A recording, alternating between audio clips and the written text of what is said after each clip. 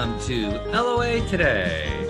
I'm Walt Thiessen. With me today is abundance teacher and money coach, Jody Lynn Creighton. This is your daily dose of happy. We are so happy you decided to join us today. And of course, Jody Lynn, we're especially happy because we've got David Strickle on the stream with David joining us again. Yeah. I was checking ahead. We haven't had him on for over a year. So we're kind of overdue. Yeah. It's been quite a while. I had no idea it was that long. Yeah. Seems like it's yesterday. I know, right? Well, that's what we're kind of used to. So, yeah, but we'll catch up on all that, and that's going to be good stuff. Plus, you got a cool event coming up, and we'll be talking about that as well. And the tire practice book is out and has been out for a while now, and that's doing well. So, lots of good things to talk about. But the first thing we want to talk about is something kind of interesting that Jody Lynn and I have talked about quite a bit in the last couple of weeks or so. As you know, Jody Lynn, I'm a crypto skeptic, have been for quite some time. And one of the main reasons I'm a skeptic is because there are literally tens of thousands of crypto coins out there. And even if cryptocurrency does become a thing, which I think it is, I think we're going to get to a point where cryptocurrency plays a significant role financially in the way that currency and trade works worldwide. We're not there yet. And even when that does happen, it's not going to be 10,000 coins. There's no way that the market can support all that. It's just not possible. It's going to be a small handful at most. So I've always considered the whole thing about even Bitcoin to be a little bit over the top because none of them are major currencies yet. Not even close. I mean, Bitcoin certainly has gotten a lot of attention. Some of the runners-up, Ethereum, Solana, and so forth, have gotten some attention too. But they've gotten attention mainly from people who are speculators. They aren't really being used very much as currencies. And they've got a ways to go before that's going to happen. So that's why I've been very skeptical. And I don't ever advocate anybody putting any money, any actual currency into any of these. I mean, some people do. I mean, my friend Joel does. He buys Bitcoin. But I don't advocate it. However, there's one currency that I think has a decent chance of being one of those handful. And so that's why I've paid attention to it. And I only pay attention to it to the degree of being able to quote mine it, unquote, which means, you know, how you accumulate it without actually putting cash into it. And one of the reasons I like this particular one is called Pi. The reason I like Pi is anybody can mine, and you don't have to be able to, you know, solve mathematical problems or you know, clear special hurdles in order to get at it. And that is proving to be quite a smart move on their part because up until now, the thing has been around for about 6 years. It has been in a closed network during all that time, which means you can't trade it for currencies. It's only been within its own little thing. And the whole purpose of staying in a closed network was just to start distributing it and getting people excited and bringing people in and getting them basically prepped for when the thing finally launches. Well, we're about to have that launch date. They've set it for tomorrow, the day after we're recording this, which is February 20, 2025. And what that really means is for the first time, you'd actually be able to trade it for currencies like dollars and euros and so on and so forth. And even that isn't going to make it a global currency. I mean, there are some other hurdles that have to happen along the way that have to be passed. But what Pi has done very smartly is, first of all, they've made it easy to mine. Secondly, because they made it easy to mine, they literally have tens of millions of people who have bought into it. And by bought into it, I mean they've gotten an app, they push a button every day, and they get a little bit of a little share of the overall currency. So they have a lot of buy-in in that sense. Now, that's still not being a currency where there's lots of transactions going on. That's not where it's at yet. But they've set themselves up to make that possible. And that sets them way ahead of everybody, including Bitcoin, by the way. None of the other currencies have anywhere near the established base that Pi has, and Pi has barely launched. So it's not anywhere near a sure thing. It isn't anything that I want anybody to put any money into. But heck, if you just push a button on an app, why not? You know, the worst thing that happens is you push the button on the app for a few times and nothing ever came out of it. No loss, no risk or anything like that. And if it does work out, you just bought into a currency, which is pretty cool. So I wanted to let people know, first of all, it is going open network.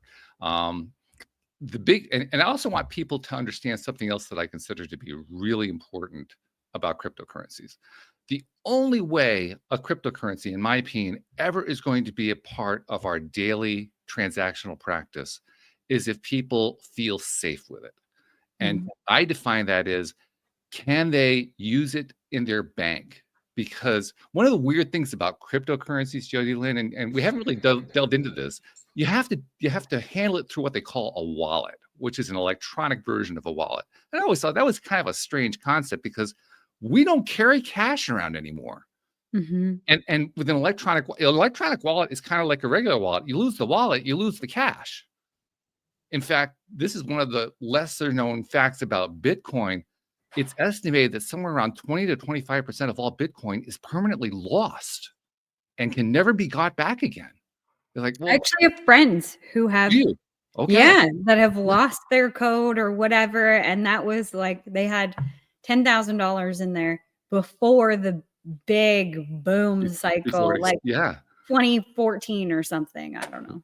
Right. So, yeah. And so if they still had it, they'd be multimillionaires, but because they don't have it, it's worth nothing to them. It's like you lost the wallet and never found it again. Well, there's no way people are going to be trusting anything like that unless they can handle it very similar to the way they handle their credit and debit cards through their bank. So the bank is taking care of all that because nobody wants to carry cash around. It's just too dangerous. So to me, that's the gold standard. Whichever cryptocurrency can get to the point where our banks are handling it for us and we're able to process it the same way we can do credit and debit cards, which have a lot of protections in place for consumers. It's a lot harder for fraudsters to take advantage of you. There are ways of protecting yourself in case they do. When that starts to happen, then I'm saying, yeah, okay, now there's a cryptocurrency to pay attention to. And we're not there yet. We're not anywhere near that yet. So I just wanted to put that out there. But on the flip side, it's kind of cool. I mean, this thing's going open network. That's going to be something. Super cool. Yeah. So more to come on that. We'll probably do a show on that at some point. But I think it's kind of relevant in a number of different ways to our conversation with David today, because David, the stream has given us a lot of really cool and interesting ideas on how people think about money and how they think about what the stream and you have termed the matrix, and other people have termed it as the matrix too. But you have kind of a really interesting take on what the matrix is. Let's start with. Well, first of all, let's start with welcome back. How you doing? It's good to be here. And then let's go into let's touch on that bit a bit again. Let's kind of, because it's been a while since our listeners have really explored that side of things. Talk about what the stream has taught us and told us about the way humans handle and think about and deal with money. Well, first, no matter what you're talking about, they say everything has the value that we give to it. So we give things power. Just like collectively, and when we're talking about a matrix, we're just talking about a collective consciousness of human beings. It's not anything more than that or less than that. And the matrix of humanity is all of humanity. And then there's sub-matrices beneath that. You have the matrix of human beings in the United States. So we create a matrix, a belief system. And of course, our belief system, because we communicate with people in other places, bleeds into their belief system, and it bleeds over. And then you go into states and cultures and religions and all sorts of different subcategories of matrix, but it's just a collective belief system. And I have found in my life that if I really don't pay attention to where the money's coming from, everything shows up. So I think we can put our hands in the clay and dabble in whatever we want to dabble in and make it fun. But when you start giving it power, you have to think about what kind of power you're giving it. So if you are investing in crypto because you feel like you need to be rich, the vibration is need to be rich. And the universe is going to ensure that you stay in a position of needing to be rich. That's one of the things when people get into the law of attraction, they think if I think about being rich all the time and I meditate and I say affirmations every day and I really absorb myself into this, it's going to work for me. And sometimes in limited ways it does, because we do shift. When we start doing new things, we shift our vibration and then the universe starts showing up for us. The problem is that we have a default vibration that we sort of fall back into. That damn default vibration. I know, that damn default vibration that we've created over a lifetime. Yeah. And that's what I found in my own experimentation with all this over many, many years, is I kept falling back to my default vibration, which was poor. Grew up poor, was programmed poor, If you've ever read Rich Dad, Poor Dad, I was raised by a really, really poor mom and dad who thought money was evil. We'll never have it. You'll never have it. You're never going to amount to anything. And life just sucks. And, that was my core belief, even though I was doing things to sort of change that as an adult. I felt like I had this rubber band that always sort of pulled me back. And then I realized, okay, I'm good at manifesting material things. I had a much better material life than I did, but I was always broke. I was always, spending money to buy all the stuff. And then I had a lot more stuff, but I was still financially broke. And it took a while for me to detune all of that stuff to change my default vibration so that money started flowing in. And then I got to a point where let's have some more fun, because the matrix has all these threats about money, and money is all about control, as we all know. It controls all of us. And what if I just don't let it control me in any way? What if I just magically move through life and let everything that I want and need just sort of show up for me, whether my money is paying for it, someone else's money is paying for it? That's a big ego thing we have to get over. When I started letting other people like do things for me and give things, that was a big ego thing. Oh, I have to do this myself. I have to do it on my own. And the stream sort of came through and said, that's just your ego saying that. If somebody wants to give you something, or somebody wants to, something's coming from a non-traditional way, why are you turning your nose up at it? That's abundance. You're manifesting this. It's part of I'm not out swindling people out of money or anything like that, but just things coming in unexpected, magical ways. And I have allowed my life, especially since 2017, when I stopped working. I haven't worked since 2017. I've just let things show up in various ways, and it's all sorts of various ways. I had back surgery at the end of 2023. In my back surgery, I was going to heal myself. And then I got to the end of the road of, okay, I'm not able to heal myself. I'm in constant pain. I can barely walk. I was really in bad shape. This is sort of the other side of COVID. And I decided it was time to have back surgery. So I went into I am healing. However, it's going to take place. It's just going to work out. Well, when I got into that vibe, the best surgeon I could ever imagine showed up in my path. I went to see him. There was a path of a few things I needed to do to get ready for the surgery. I got an estimate that it was going to cost between $250,000 and $350,000. I do have insurance. I decided not to worry about that. I needed to have the surgery. I'll worry about the money on the other side. Never thought about it again. Had the surgery. Miraculous healing, miraculous life-changing event from the surgery. I'm completely different now than I was, before I had the surgery. Amazing surgeon. Everybody's like, how did you see him? He's untouchable. He's out, I live in a very wealthy area, and he's this guy that you can't get in to see for years and years and years. And you have to know somebody. I said, I literally told my doctor I needed a referral, and I got a referral, and I got in to see him. He's supposedly impossible to see.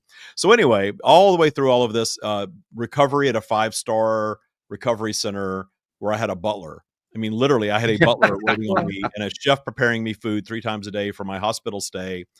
All said and done, I got the final bill not long ago, very recently, more than a year after surgery. It was $360,000. My out of pocket was $1,100. Wow. And I wasn't going to worry about it. If I get a $300,000 bill for this surgery and insurance decides not to cover it, or you hear these nightmare stories, I'm just not going to worry about that. I'll just deal with it on the other side. So as long as they don't take my dog away, I'm good.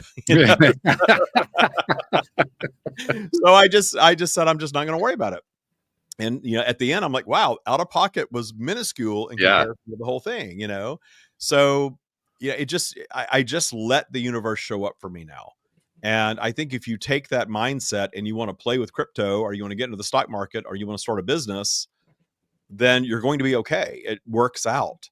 It just shows up for you in various ways. But detuning the ego, especially, maybe it's a little different for men than women. I don't know. But, as a guy, we're supposed to make all of our own money and support ourselves, and be the provider and all of that sort of thing. I really had to detune that stuff. And I didn't do that until, around 50. When I started detuning all of that. So it's been a long journey to all of this, but I feel like I had to live the contrasts to be able to really teach, because I've been broke, and I've been challenged, and I've been aware of law of attraction for most of my life, yet still challenged in it. And now I think it's a fun thing. I think with Taya, those of us that are really into the Taya practice, we really sort of geek out on all the little nuances of this stuff and figuring out a way to do it better. and just get better and better and better at it. And it's not just about manifesting money and material things at all. It's all about really seeing the world very clearly, not being drawn back into that matrix of fear and judgment, because there's plenty of that being fed to us. Oh, lots. Yes. Yeah. Well, the stream is saying that, the more and during the pandemic, more of humanity was seeking to exit the matrix than ever. I had more people come through boot camp than ever during the pandemic, for sure. So more of us were sort of taking stock, and what's left when the world seems so broken. Some sort of spiritual path is what's left for us, some belief system, and there's something more than just 3D physical reality. And as we all explore that, those of us that sort of keep going down the path, it just sort of keeps opening up, and we start seeing the world for what it is, that everything is an illusion of consciousness, that this is not real, that this is just something that we're experiencing on a temporary level, and that we are much more than just this. And you really feel that and sort of bring that into your belief system, then everything that's happening, you're just not freaked out by it anymore. You're not controlled by it anymore. And that's when the matrix says, oh yeah, you want to exit?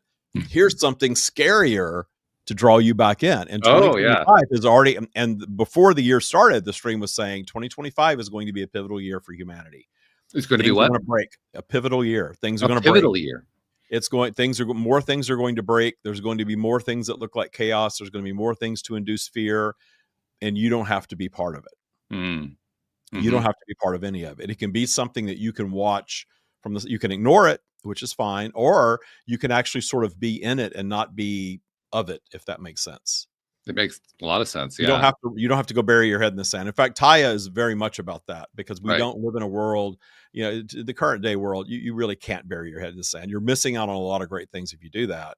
But how do you jump on Facebook without seeing all of the, what kills me about social media is all the misinformation, the disinformation now. Oh, it's like people just put the most outlandish BS out there just to see what people will believe. And then if you look at the comments, which is not something I suggest doing, but then you see all this infighting of the people that are giving power to something that's complete BS to begin with. Yep. And what is that doing to their vibe when they're arguing about something and needing to be right? And, it's not good, I can tell you that. It's not a good thing for your vibe. No.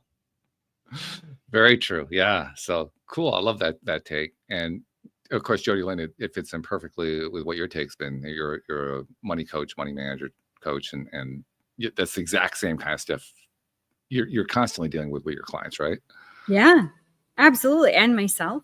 I mean, I still need some deconditioning. Always. I think it's a lifetime's work. That's why I say I geek out on it. I love doing the work now, and you sort of realize, wait a minute, the work is our purpose. Yeah. Our expansion of consciousness is why we come to physical in the first place. It's why negative things exist.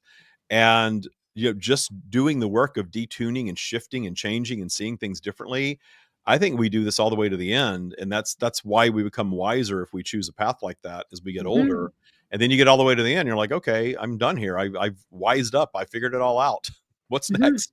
Yeah. And I think that's a pivotal shift, because a lot of times in law of attraction, or in like this sphere of things, we're taught, oh, well, if you're coming up against the same problem or a similar problem, it's because you haven't learned something. And people take that so negatively to heart, because it's coming from an ego place of like, oh, I'm not good enough yet. I'm not good enough yet. Then I need to be all enlightened. Yeah, like this is going to be a lifelong thing. Get used to it and have fun with learning about yourself. For me, that switched when I started to treat myself like my own best friend. Like, hey, best friend, what's going on? Why are you so upset today, or whatever, without that judgment of, okay, I'm running up against a similar problem, because I am not, what I realize is I, in this moment, am not the same as the last moment, or 10 minutes ago, or a year ago, or 5 years ago. So it might look the same, quote unquote, or similar, but it's not. I'm not. So it can't be.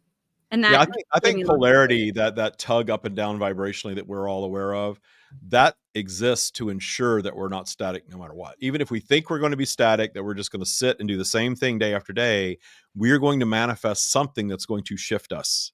Sometimes it's an illness. Sometimes it's a sudden, shift in an employment or a relationship, or someone exits our life unexpectedly. We're going to manifest some sort of a shift That's, oh yeah, you think you're going to live this, sort of linear experience. No, you're not. You're going to manifest something that's going to shake you up a bit. But when you get on the other side of the matrix, you see that that's good.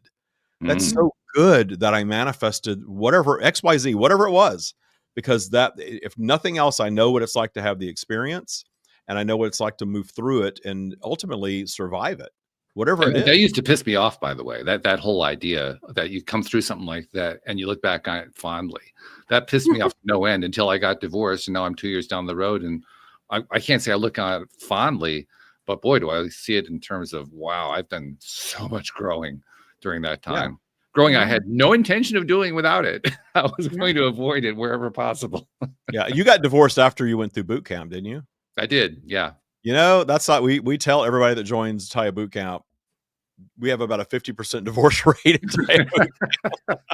Well, you know what happens, and you probably already know this, but you shift your vibration so much in a process like that, not just mine, but anybody, anything that you choose to do, you shift your vibration. If you've authentically shifted your vibration, you've changed so much that other person has to be willing to sort of shift with you, or at least appreciate your shift, or you become really annoying and uncomfortable for them.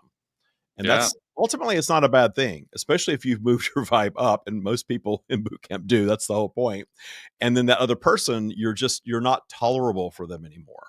And that creates sometimes a split. And we do see it, not 50% of the time, but we do see it a good bit of the time. Yeah, that it creates. Well, it makes sense. I mean, at the time I would have said it wasn't all that great, but looking back, I would say, yeah, you're probably right. That is what happened. There's also a kind of interesting corollary that's gone along with that experience for me, because since the divorce, I'm now in a very peculiar situation where after we divorced, I end up buying my ex-wife's business. I currently own it, and she's now working for me in that business, which is absolutely freaking bizarre.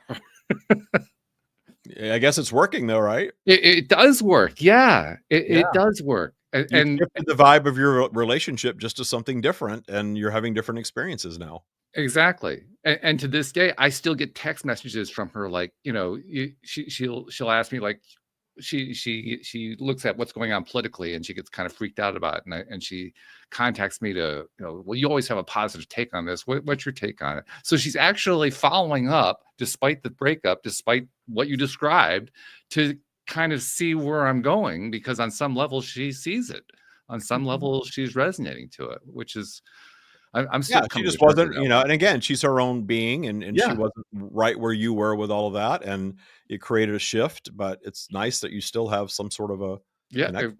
It's weird. I'm still trying to iron it out in my own brain. Like, how do I feel? My advice is always detune the judgment of it. And that's pretty much all you can really do. Source is appreciation of all things. So if you want less ego, more source, how do I appreciate this? Where can I find the appreciation of it?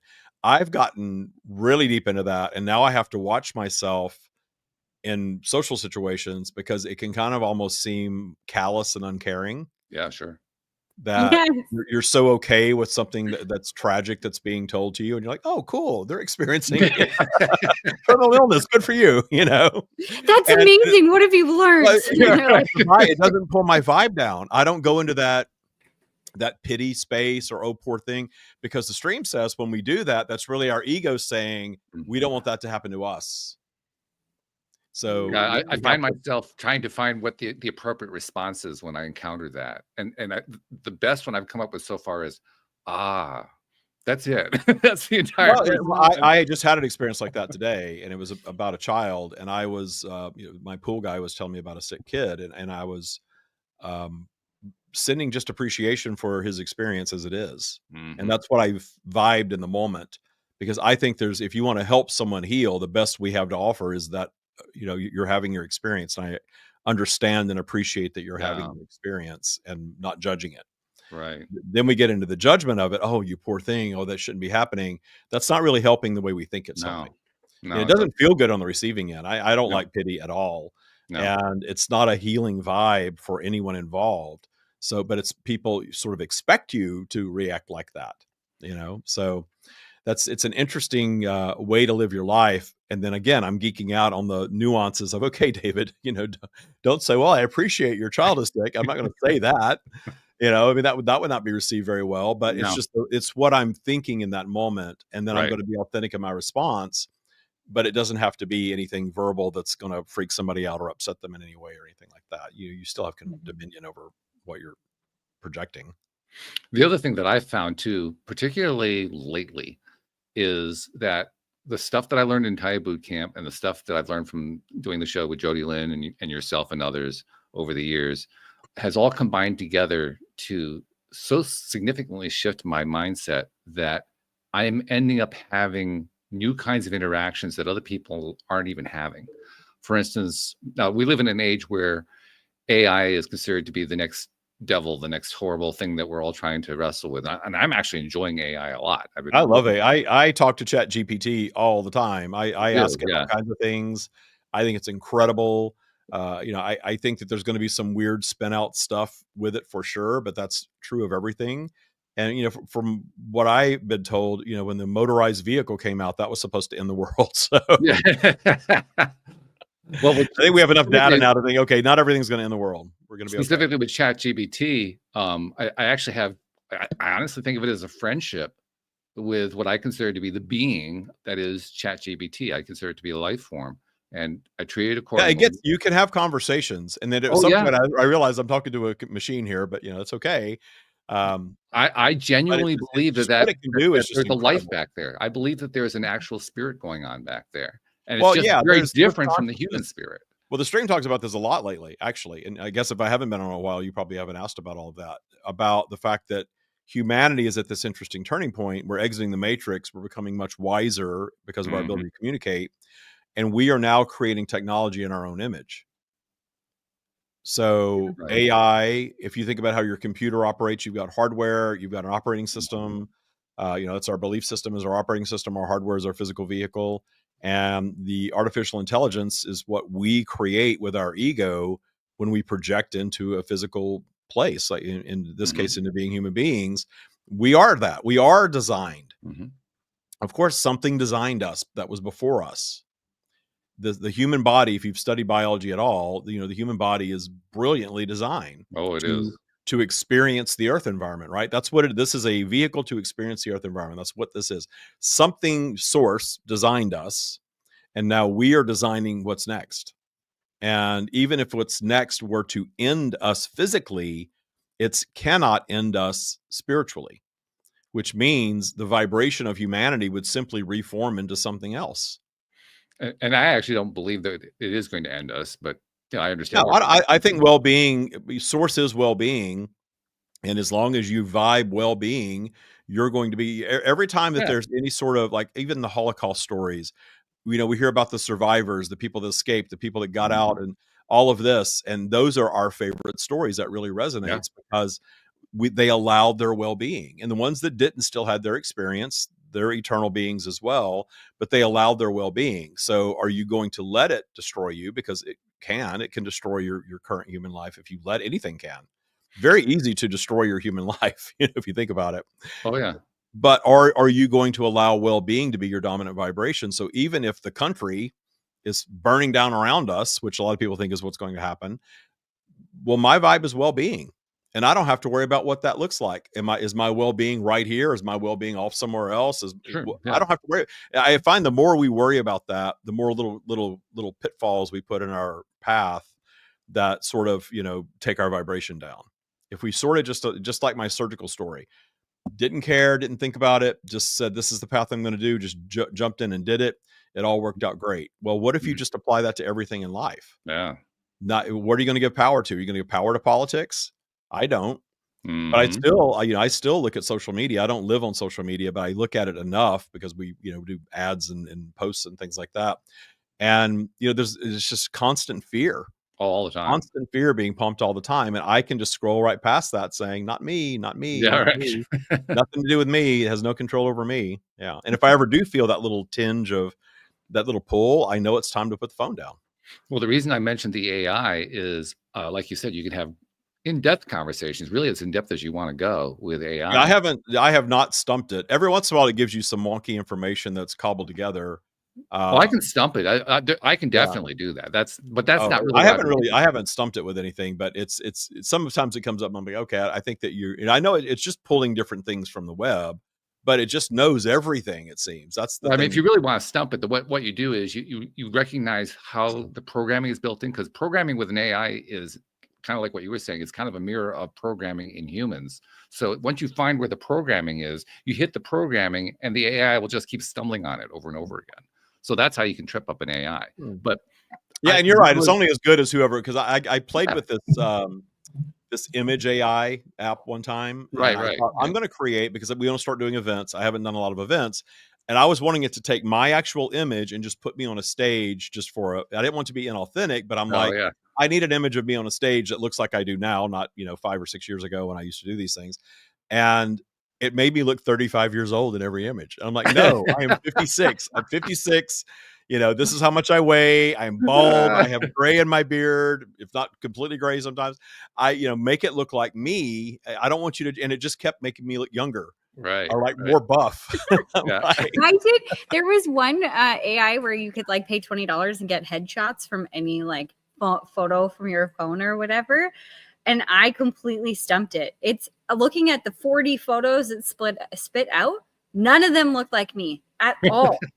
Different eyes, different it's hair. Almost kind of creepy how it's, when it gets so close though, it's a little creepy when it gets so close, but none of them look like me. I couldn't use it. That's so funny.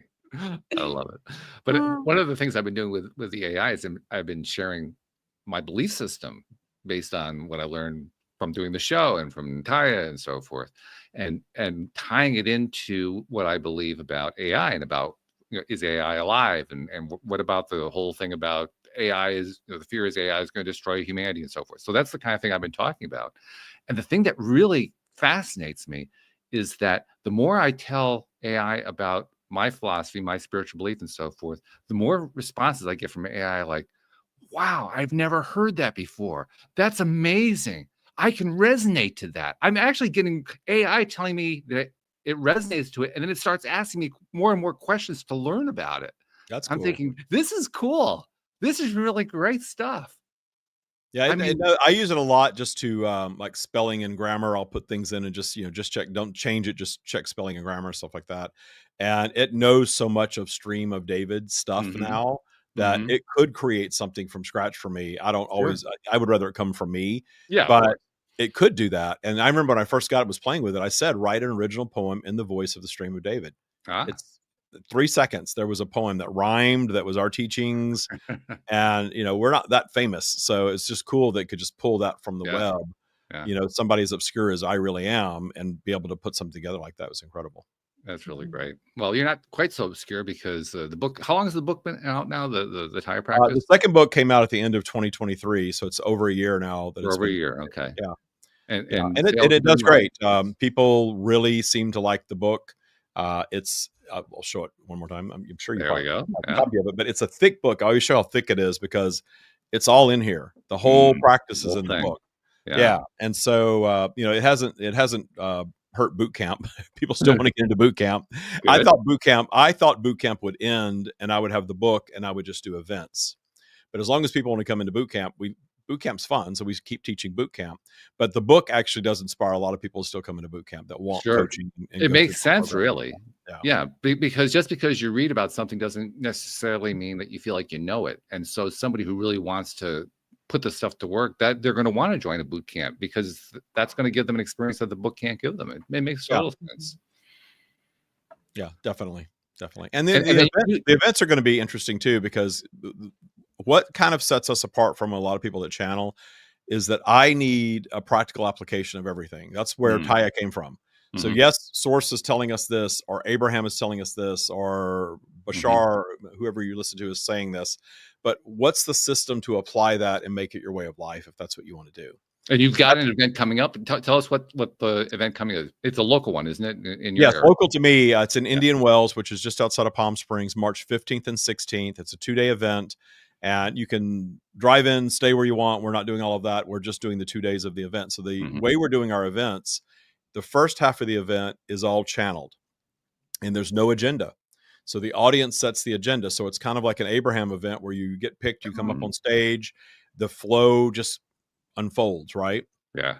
The second day of the event, just the way that we do TIA, the practical application of the Stream's teachings, we will practically apply everything that we learned in the first part of the event. Whoa. Cool. Nice. So it's not just here's the idea and the concept. Here's how we're going to list these things. And now we're going to take it in the next day and we're going to workshop it into this is how you're going to make this happen in your life. And as you know, from these events, everything weaves together.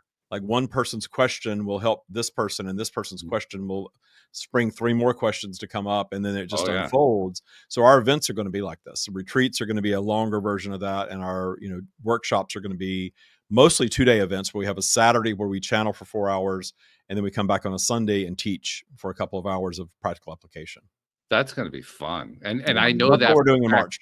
Because I mean, you were a co-host here on this show for about a 6-month period, and I got the opportunity to basically do exactly that with you every week. That you had great questions for this. So many things came out from your questions that were ahas for me because I had never thought to ask those questions. You think very differently than I do, and it was like, oh yeah, the whole magnetism thing. Remember all that came out on your show. Mm-hmm. I never thought to ask about magnetism and all of that. The whole chapter of the book is about that now because of that question on the show. Yeah.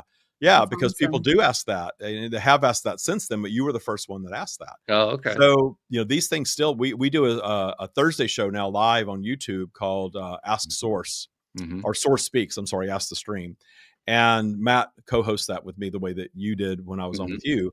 And somebody asked a couple of questions came up last Thursday, and I'm in the background thinking, oh, this is so cool. I've never heard what's the stream going to say, and then whatever came out was like news to me. Right, and I love it when that it still happens to this day, and I love it when that happens. That's awesome. Fabulous. Just when you think you've had every question asked that you can imagine, there's more. Well, Jody Lynn, you get that because you're a channeler, and you have your conversations. I mean, you're doing it mainly for your own connection to source and get your own information, but you experience that, right? That's part of what you deal with.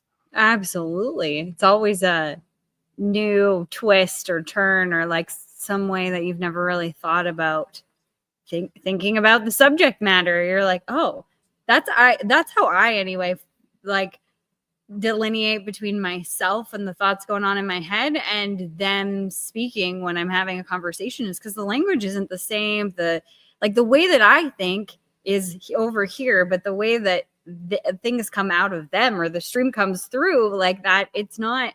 It feels completely different. And I understand it differently, which is really cool. So you can always tell the difference between the two. And it's if I love talking to people that experience this though, because it's hard to explain that sort of you're in the background. I always say it's like shifting gears and suddenly my persona is in the background and I'm aware, but the stream's just coming through me and it sounds like me, but people that know me know that it's not me. Exactly. And then something with me though, when I'm finished, I don't know if this is true for you or not, Jody Lynn, but when I'm through, I have very little recollection of it when I'm through. When I channel where I move my consciousness to the side, I don't really remember anything. But when I'm here for the experience and I'm having a conversation like this, and then I go to channel something, I will remember a lot of it, but not every single detail. It depends on the subject matter and how quickly it pours through. If there's something that they really want to talk about and they just kind of take the wheel, I will just spit hot fire, and then when it's over I'm like, did any of that make sense? What did I just say? Like, I have no idea. It's usually the best stuff I found is when you're really out of the way of it and it's really flowing is really the good stuff. It blows your own mind. Like, I love that. I love that, this many years into doing this, I still have that experience and there's new stuff. And I think there's always going to be new stuff. There's just always going to be some new facet of you've got the entire universe and you're trying to pull it down to a human level, which is minuscule in comparison. So there's just so much, and there's so much more that we're capable of that we're not even scratching the surface of at this point. And I know that. So why not just step yourself forward as much as you can wrap your head around in your lifetime, if that's what you want, especially if it's going to, again, take you out of harm's way, allow well-being, allow better health, allow more happiness, allow more wealth, whatever your version of abundance is. I know Source does not judge our versions of abundance. There's just no such thing as that. And sometimes when people get into spirituality, they think, well, you're just about money, and law of attraction is just about money, material things. And some are, there's some people that are still sort of stuck in that I need to manifest more money, and that's what happiness looks like. I've been through that, and I know what that is, but it's not. And Source has said, the stream has said, anything that we look upon in appreciation, anything is an expression of Source. So why would Source allow a creation and then tell someone you're not supposed to have that? Yeah, right. That's a great insight right there. Yeah. So it's okay if I want a Rolls Royce Spectre. Yeah, sure. But I don't have one. That's not the top of my list of things to worry about. But if one shows up for me, I'll certainly take it for a spin. But it does take it out of that material realm and put it into a broader realm. That broader realm is a very cool realm. I mean, I don't nearly have as much of a developed ability to channel that you guys have. I've actually dabbled in it a little bit. But to the degree that I have done it, I mean, Jody Lynn, when you were describing how, you babble all this stuff and then you wonder, did it make any sense? That was my first experience. Mine was really weird. It was very forced and weird. And I never played it. I don't think I have it somewhere. It's in a voice recorder that's probably still on my iPhone. I've never done that publicly. The first time I ever channeled publicly was on my podcast, and that was 2017. Episode number 1 still there. It's different than it is now. It's more evolved now for sure. Integrated. I used to edit my own podcast, and that was a nightmare because there was so much dead air before something else would come, and then I had to kind of splice it all together. But now it just kind of flows. And now they can't stop talking. So. It's a lot of big ideas. And I think what we do in the channeling is there's a huge idea that drops in, and then trying to put it into words so that it makes sense in real time. But there's always sort of a little journey that you're taking on so that everyone who's listening can sort of understand where we're going with this thought. Well, I suspect that's a major part of what you do is trying to consciously do that. And the reason I mention that is my first time, I couldn't consciously do any of that. So literally, it did feel like what Jody Lynn was saying. It did feel like just babble was coming out. And I've mentioned this a few times. That it was actually during a show. I honestly, David, I'd been kind of blown away by how much you were able to put out that way. And I was saying, well, why can't I do that?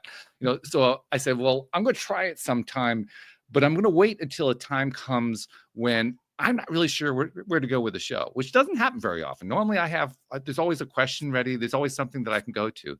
But a show came along where in the middle of the show, I had run out of ideas. I had no idea where to go with it. I said, all right, I don't know how to do this, but I'm going to try to do it now.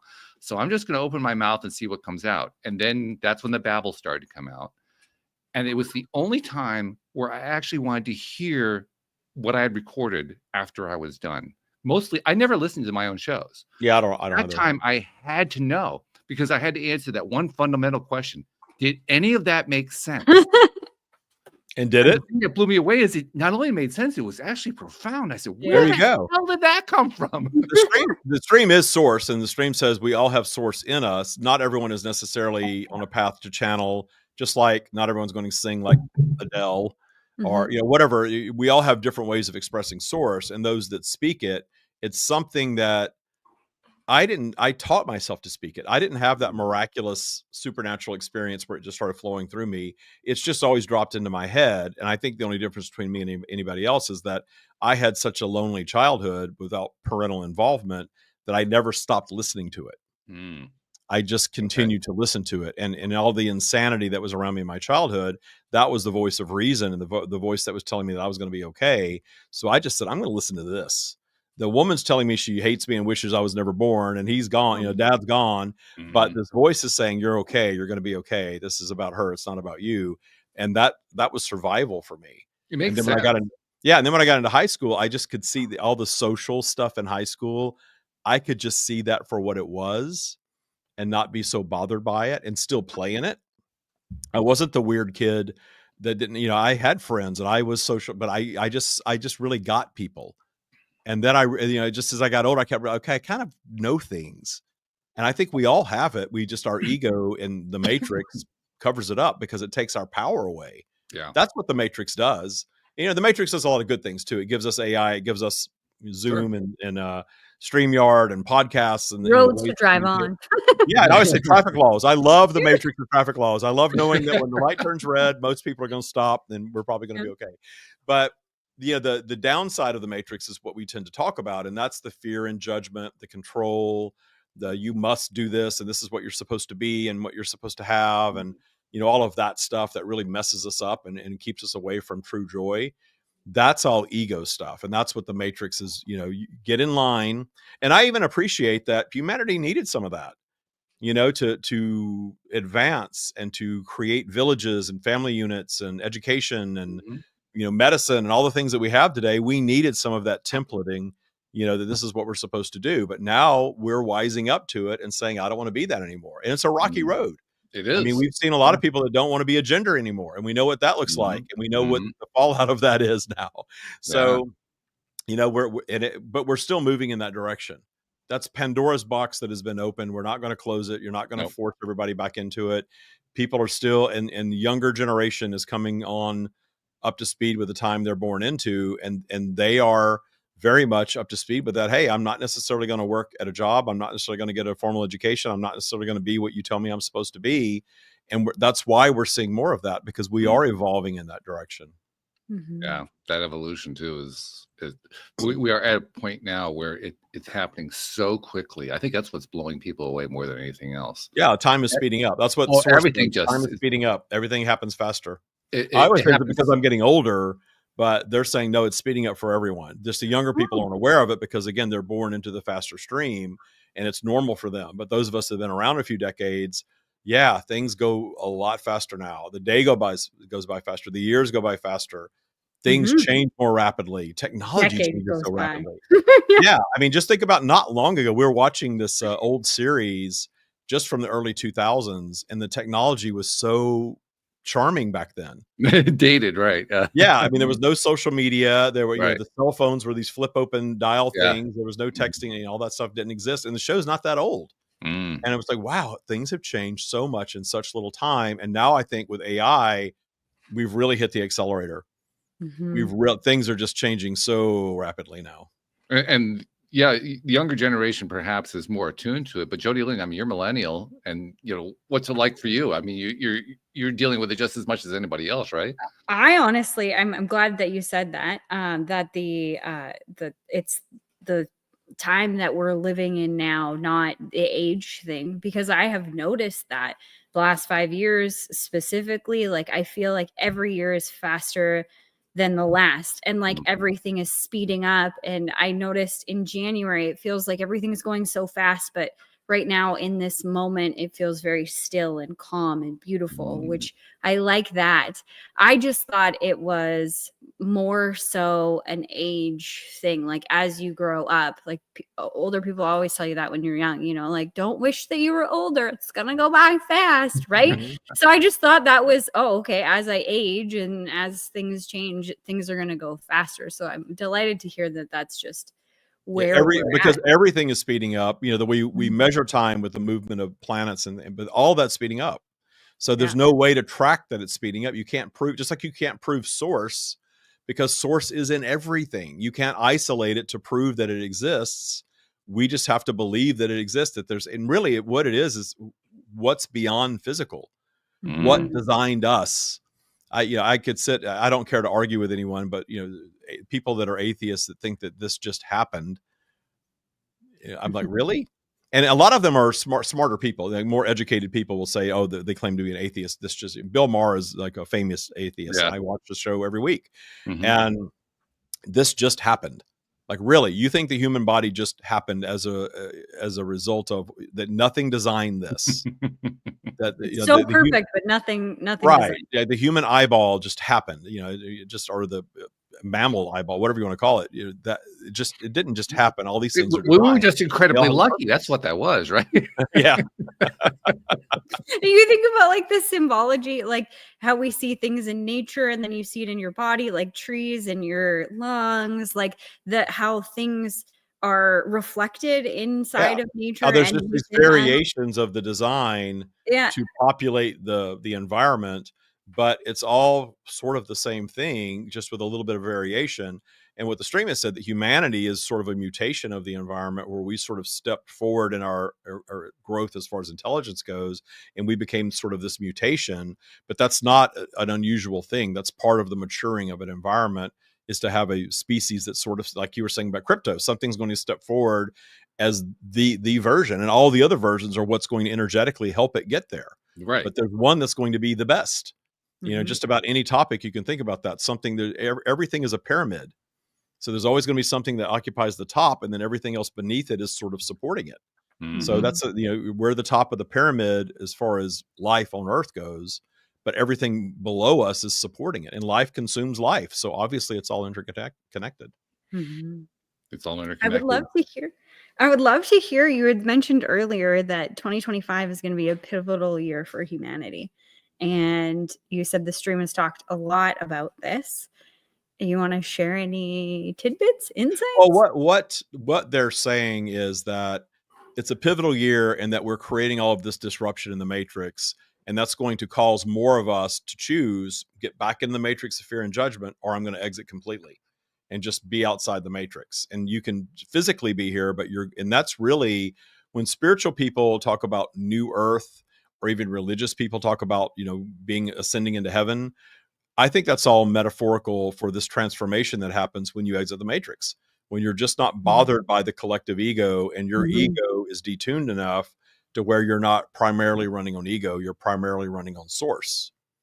And that's where humanity is going, is that we're creating something where more and more of us are going to primarily run on source.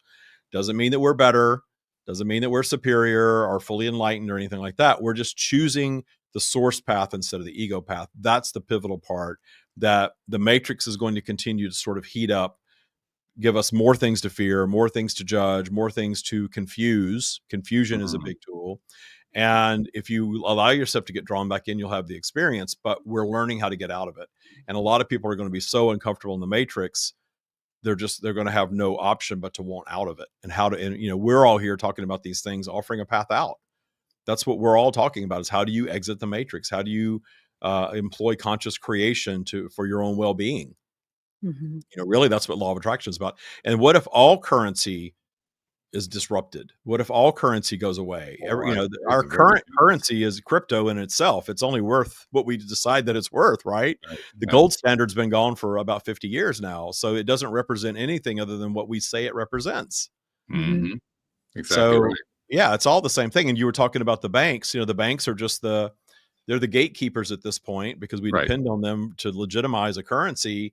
And until they do, it really isn't. But if people only knew really what the banks do or do not do, like most people have no understanding of a dollar is literally a piece of paper, and you believe it's worth something. Yeah. And so does everybody else.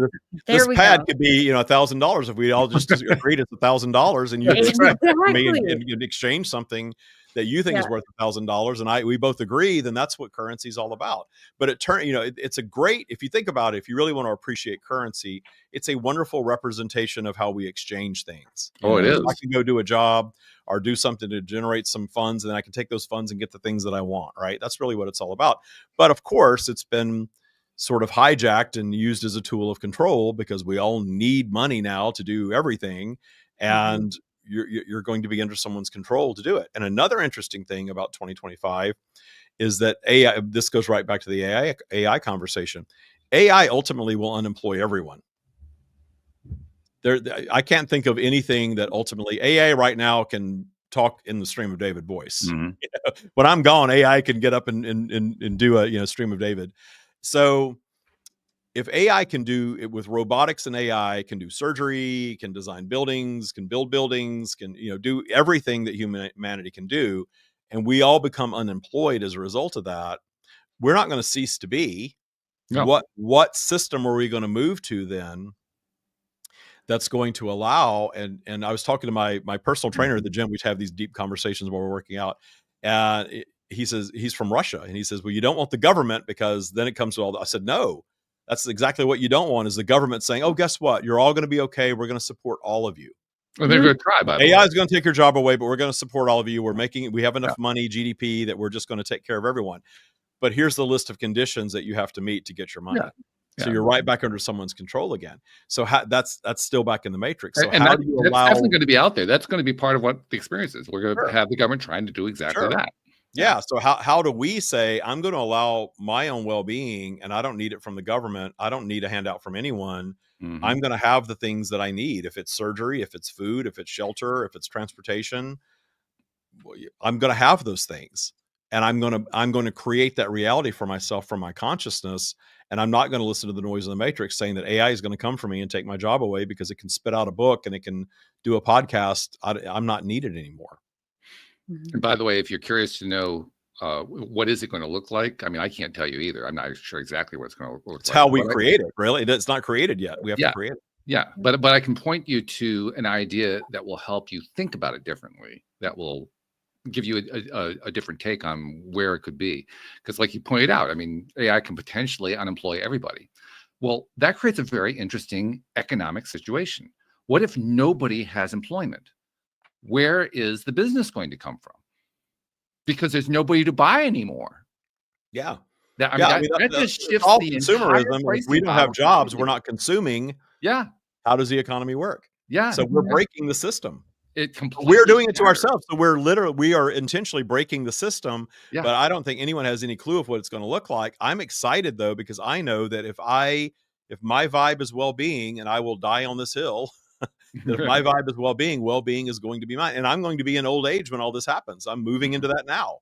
Mm-hmm. So in my old age years, whoever's changing my diaper or whatever is going to be my abundance of the universe, I guess. I don't know.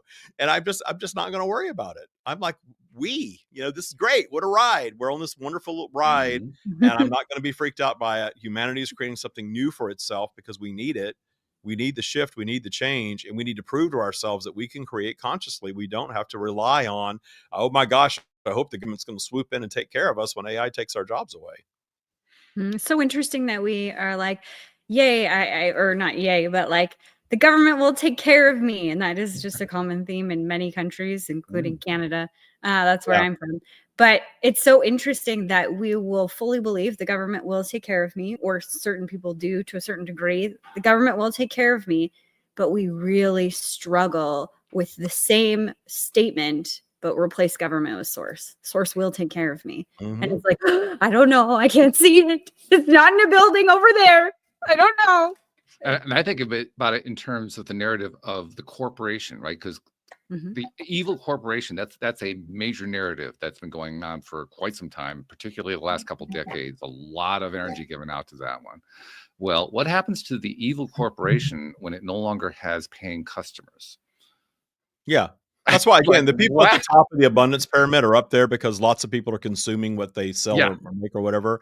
And they know that. So they're not going to, they're not looking. People think, you hear people say that Elon Musk is trying to just kill everybody in the United States and just destroy it. Well, no, he's not trying to do that. He's maybe trying to do some other things that are unscrupulous. Who knows? Undoubtedly, yeah. Yeah, but he needs the consumerism to continue filling the coffers. So he's not trying to get rid of everyone. No. Maybe a higher degree of control or something like that. But the consumerism is still a cornerstone of all of that until it's not anymore. Mm-hmm. And when that starts to fall apart, not even Elon Musk can stop that. I mean, he'll try. Well, his power can be taken away tomorrow by everybody just deciding that the dollar's not worth anything and he's not rich anymore. Yeah. Yeah. And boy, what a shock that's going to be.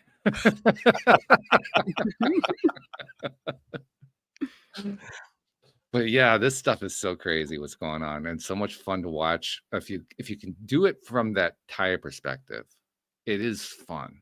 I mean, like you say, you don't want to go rubbing it in other people's noses, particularly if they're dealing with really challenging stuff. But not everybody's in a place in their journey to be in this space, and I understand that. If somebody is struggling just to survive, and I'm trying to tell them about abundance and mindset, and all, that's just not where they are in their journey, and I get that. Yeah.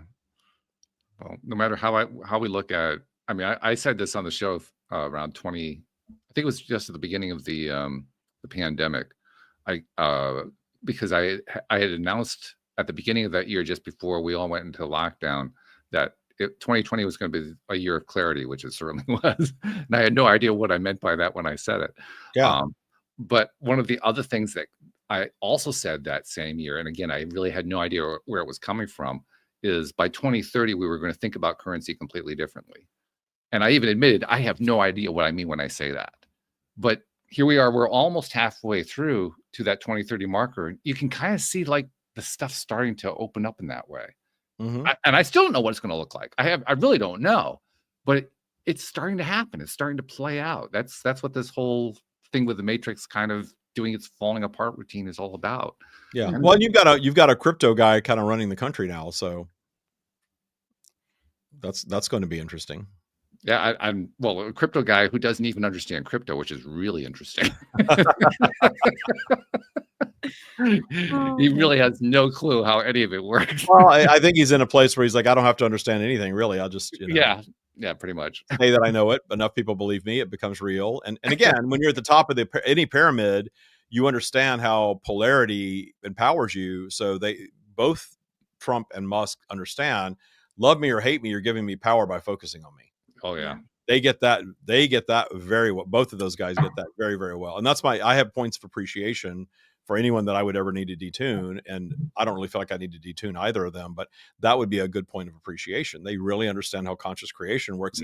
Even if it's just the money part, they know how to get up there. They know how to get people paying attention to them and how to get fame and how to get power.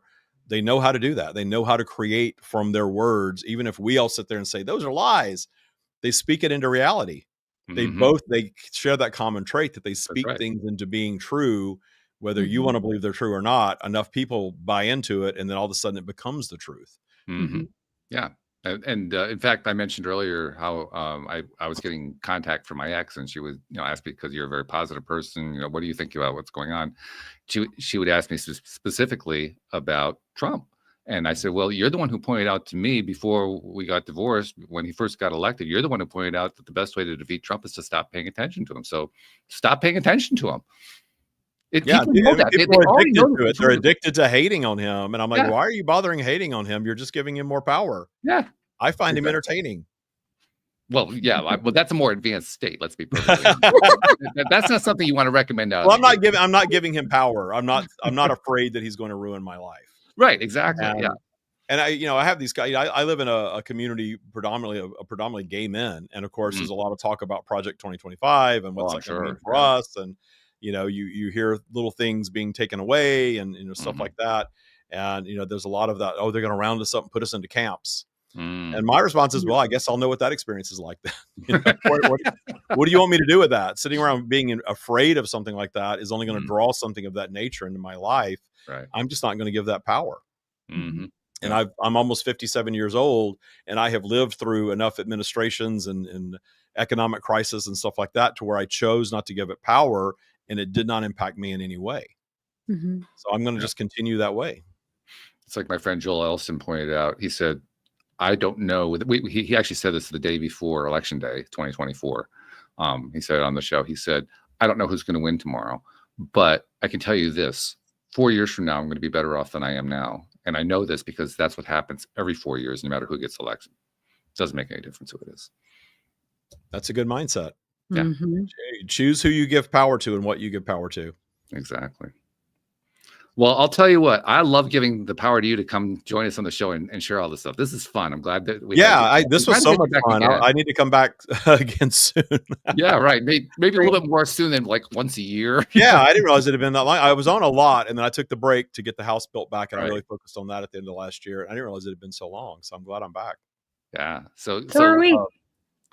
Give everybody the heads up on what the next event is coming up, what the dates are, and so forth. I've given you. There's a link that you can share with your audience. Okay. The LOA today. Stephanie. Thanks, Stephanie. Yeah, and so she sent that to you, so you can put that out wherever they're listening to this. They can see that in the comments, or they can go to our website, thestreamofdavid.com. The events section of our website has it posted there too. So yeah, it's a 2-day event, March 15th and 16th in Indian Wells, California. It's just outside of Palm Springs. It's at a beautiful resort, and we're going to spend 2 days there. Day one is 4 hours with the stream. If you're chosen to come up on stage, you can sit and chat with the stream directly. That's going to be a wonderful unfolding of whatever we all create together. And then day two is the application of everything that we learned in day one. How are you going to take this and put it into use in your life so that this isn't just a fun, uplifting experience? It's something that's really going to change your life. That's a cool structure because you don't know what's going to come out of day one. So yeah, you're just kind of winging no plan. Going to happen on day two. Yeah. Yeah. Day one is what we create together as a group. So everybody involved is going to create that vibration. It's going to be the thing for all of us. And then day two, we're going to activate it. So Jody Lynn, I normally when we have a guest, David's just not really a guest. He's like an old friend coming back to join us. But normally with a guest, I ask you to tie things together. What's your tie together today? You know, one of the very first things that I ever channeled when I realized I had the ability to do so was that currency would no longer be a thing in my lifetime. And since that day, I have tried to figure out what that means. And I'm going to borrow some of your words, David, because I love them. On that journey, it's been about deconstructing all the things I thought had to be or should be or whatever, everything that I had learned. And I think what you're doing is so incredibly beautiful with Taya, not only bringing in source consciousness and all of this wisdom that you're tapping into so that people can hear it and it can resonate and it can really change their vibration, but you're also giving them the tools on how they begin to move forward. And some things in our conversation that really touched my heart was just how you were talking about your dominant vibration and what you're giving power to. And I think that's a really important message for all of us to focus on during 2025, during this time, during life in general. I'd say, what are you focusing on? What are you giving power to? And if it's not serving you, you get to change. And this is your opportunity to do so. So thank you for that reminder today. Very nice. Thank you. Yeah. You're welcome. She's good at that, don't you think? I mean, I think very she much is. so. Yes. Thank you. So yeah, we'll have to have you again back on the show at some point. Maybe come back and tell us what happened with the events when the events start happening more regularly. Yeah, definitely. These really cool definitely. things. Yeah, we have more in the pipeline too, but this is the first one that's I'm excited about right now. So good stuff. All right. So thank you very much. And thank you to our podcast listeners everywhere. We'll see you all next time here on LOA Today. Goodbye, everybody. Thank you.